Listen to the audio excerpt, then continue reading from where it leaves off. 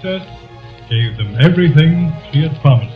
And what happened then? Yes, what happened? Oh, what do you think happened then?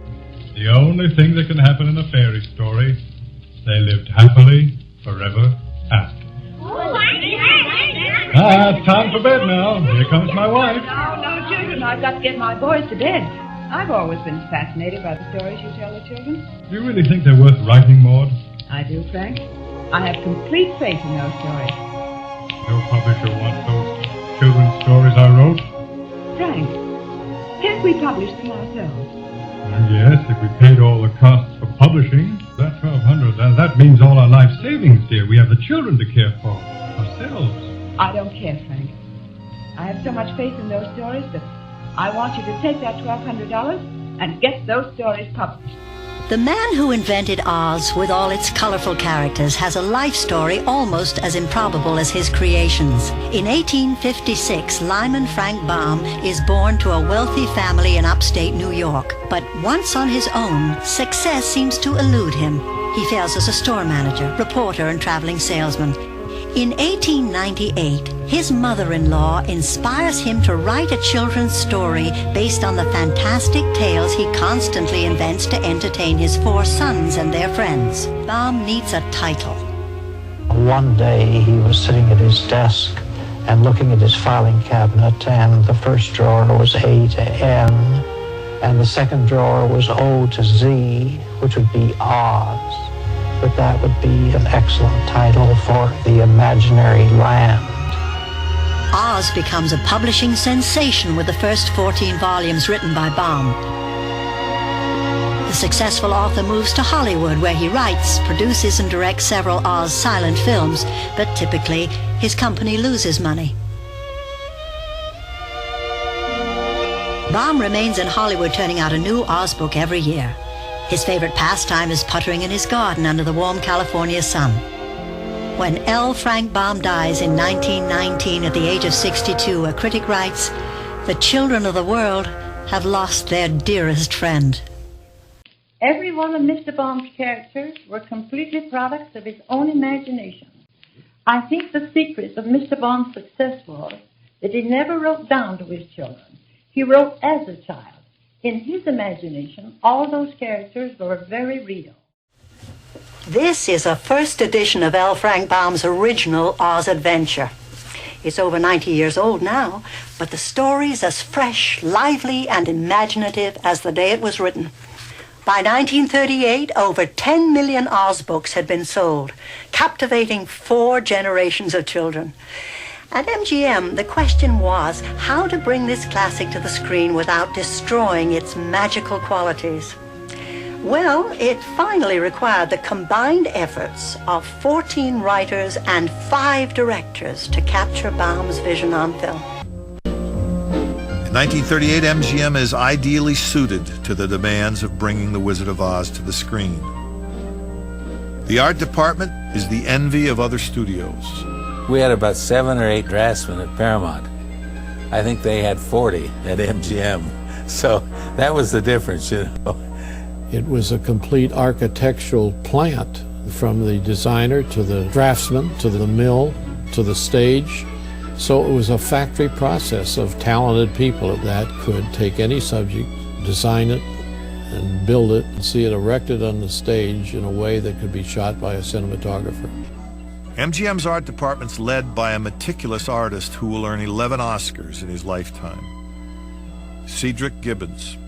The 60 sets that'll become Oz are overseen by his assistant, William Horning. We were dealing in fantasy, you know, the yellow brick road and the hills and the odd sort of imaginative type of landscape that we had to paint. We had to develop different ways of doing things. The primary thing, of course, was the backing. What did you have on the backing? And it was fortunate that the first big challenge came in an area that was fantasy rather than reality, you know? The flying monkeys and all that kind of stuff. There was always that spirit there, you know? I am Oz, the great and powerful. L. Frank Baum's writing and W. Denslow's illustrations provide only a general guide to places and props that would now have to be designed, drawn, built, and decorated for the camera. Complicating Horney's task is the fact that every scene in the film will be shot indoors. But no stage is large enough to create the massive cornfield where Dorothy meets the Scarecrow. This is accomplished through some masterful painting on an enormous backdrop, 25 feet high and 400 feet long. George Gibson, to handle their scenic department, was himself one of the fine watercolorists in this country. He didn't see the big canvas of a backing as just that. It was another enlarged fine art painting. It takes Gibson and 12 fellow artists 3 weeks to paint the cornfield. But many scenes require an even larger vista. In contrast to the cornfield backdrop, the road that stretches into the distance is actually less than 5 feet long. Known as a matte painting, this is just one of many that were used to spectacular effect in the film. The screenplay is credited to 3 writers: Florence Ryerson, Edgar Allan Wolfe, and a young man who deserves most of the praise. 26-year-old Noel Langley contributes key elements to the script. He changes Dorothy's shoes from silver to ruby. He establishes the fantasy characters as hired hands on the Kansas farm, and he inspires Dorothy to realize there's no place like home. 2 young men from Broadway are assigned to write the songs for Oz. Harold Arlen will compose the music. E.Y. Yip Harburg will create the lyrics and make important contributions to the script and casting of the film. I would dance and be merry, life would be a ding-a-dairy if I only had a brain. The melody for what became If I Only Had a Brain was originally created for a Broadway musical 2 years earlier called Hooray for What. It somehow didn't end up in Hooray for What, and when they were working on the musical sequences for The Wizard of Oz, Arlen remembered this particular tune, which he felt had a sort of whimsical quality that would be appropriate for the characters of the Tin Man, the Lion, and the Scarecrow.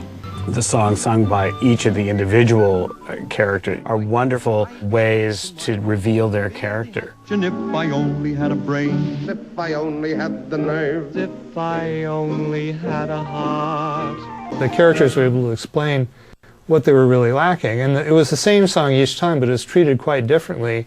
And it almost felt as if it was a different song every time. Then I'm sure to get a brain, a heart, A home. the nerve. The wind began to switch, the house to pitch, and suddenly the pinch started to...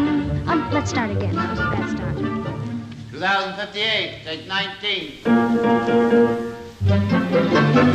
Much of the credit for adapting Harburg and Arlen's music into recurring motifs falls on the shoulders of MGM orchestrator George Bassman. He took a little bit of the accompaniment in If I Only Had a Brain and turned it into a whole piece. Ba-da-ba-da-ba-da-da. George Bassman was able to take that secondary motif and develop that as the Tin Man's dance music. He just took that phrase and played with it, turned it all different ways, and he was so proud of having done that. If you just look at the Tin Man without music, you can see that he's really not made out of tin. It's kind of a metallic colored cardboard suit that this guy's wearing, and it's a little bit silly, but he used anvils and wood blocks and muted brass to accompany the dance of the Tin Woodsman, and especially when his pipe situation blows smoke, you know, and it beep, beep.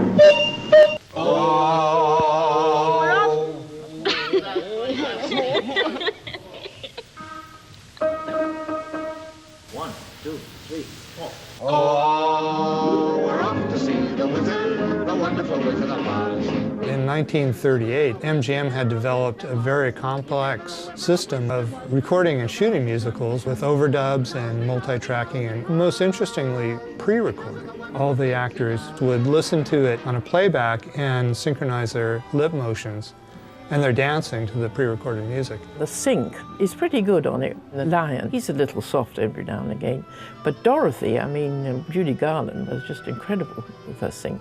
We had finished most of the songs, or all of the songs, but the one for Judy in Kansas.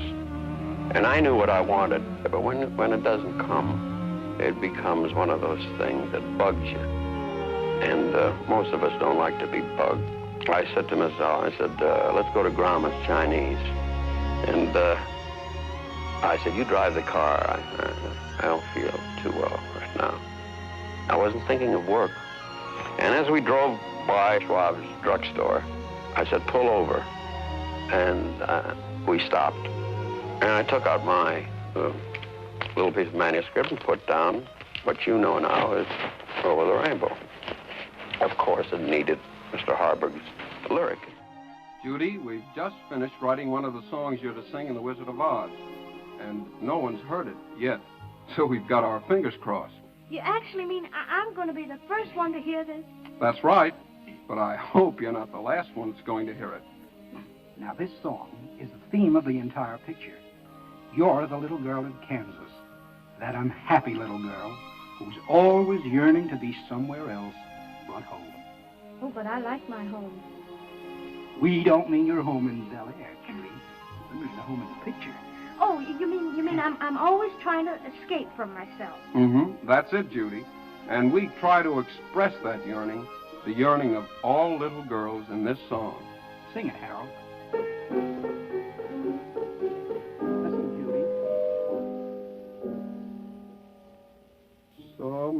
Somewhere over the rainbow, way up high, there's a land that I heard of once in a lullaby.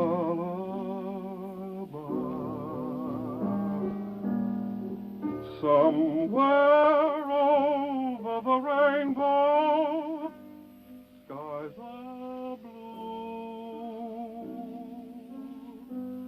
and the dreams that you dare to dream really do come true. Oh, Mr. Olive, Mr. Harper, that's beautiful. I can hardly wait to learn it. Will you teach it to me, please, now? Somewhere over the rainbow, way up high, there's a land that I heard of once in a lullaby. And Yip, your father, came up with the idea of the rainbow. Yeah, oh yes, that's absolutely true. You can read through the Baum book, the word rainbow is never mentioned once. So Yip did bring the rainbow into the Wizard of Oz with all of its incredible poetic, metaphorical, deep meaning worldwide as a universal kind of symbol. That's right. Someday I'll wish upon a star and wake up where the clouds are far behind me. I heard recently that you no longer sing Over the Rainbow. I hope that's not true. Of course it's not true. That's the best song ever written. Someone had said Judy Garland isn't singing Over the Now, Rainbow. who said that? A reporter, and I just heard it last Really? week. And what does his wife do, sing? Somewhere over the rainbow, bluebirds fly. She didn't sit there and say, all right, watch this. I'm going to really blow you away with this. This was just a song in a film, and her performance is the reason.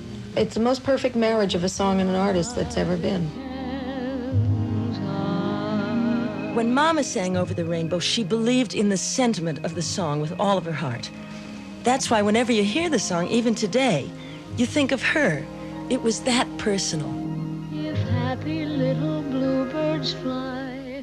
It sounds inconceivable, but Over the Rainbow is cut from the film after the second preview. It slows down the picture, some executives complain, and they consider it undignified for an MGM star to sing in a barnyard. But good sense finally prevails, and the song is restored. Someday I'll wake and rub my eyes, and in that land beyond the skies, you'll find This reprise of Over the Rainbow was sung by Judy Garland while locked in the witch's castle. Somewhere over the rainbow, bluebirds fly. Birds fly over the rainbow. Why? Oh, the jitter. Oh, the bug. Oh, the jitter. Bug, bug, bug, bug, bug, bug, bug. The Jitterbug number took 5 weeks and tens and thousands of dollars to prepare, rehearse, and film, and it was cut after the first preview. But here's a chance to see the entire amazing routine.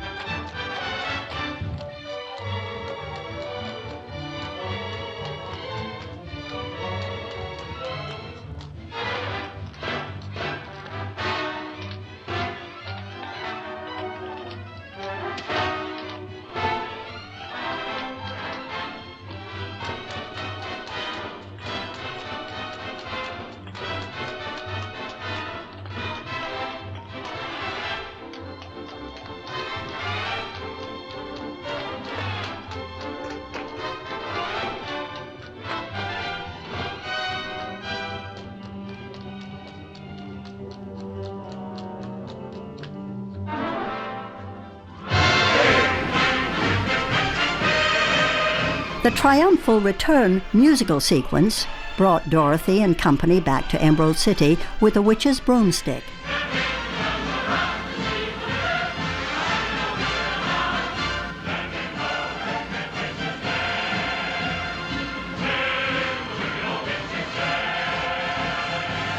Someday I'll wish upon a star and wake up where the clouds are far behind me. For the next 30 years, Judy Garland makes successful appearances all over the world, and memories of the Wizard of Oz are never far away.